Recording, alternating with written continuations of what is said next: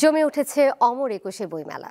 আজ সরকারি ছুটির দিন মেলা প্রাঙ্গণে ছিল উপচে পড়া ভিড়, ফলে বেড়েছে বেচা বিক্রি। সোহরাওয়ার্দী উদ্যানে অমর একুশে বইমেলা প্রাঙ্গণে প্রবেশ পথের চিত্র এটি। শনিবার সরকারি ছুটির দিন হওয়ায় পাঠক দর্শনার্থীর সংখ্যা ছিল চোখে পড়ার মতো। এতে বাড়তি মাত্রা যোগ করেন ঢাকা বিশ্ববিদ্যালয়ে ভর্তি পরীক্ষা দিতে আসা শিক্ষার্থীরা। মেলায় পাঠকরা বিভিন্ন স্টল ঘুরে ঘুরে পছন্দের বই বেছে নেন। বই কেনার পাশাপাশি স্টলগুলোর কারুকাজে মুগ্ধ হন অনেকে। পরিবার পরিজনের সাথে মেলায় আসতে পেরে উচ্ছ্বসিত কিশোর কিশোরীরা। বই মেলায় এসে আমার খুবই ভালো লাগছে, কারণ এটা আমার প্রথমবার আসা। এর আগে কখনো আসা হয়নি, এবারে আসা হয়ে উঠলো।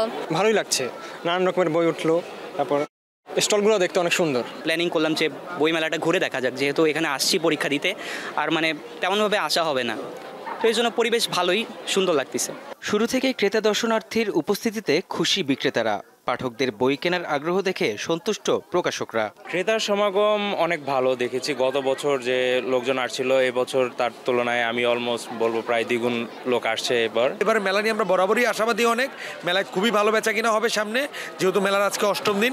সামনের দিনগুলোতে অমর একুশে বইমেলায় পাঠক দর্শনার্থীর সমাগম আরও বাড়বে বলে আশা করছেন বিক্রেতারা। মেহেদী হাসান, দীপ্ত সংবাদ, ঢাকা।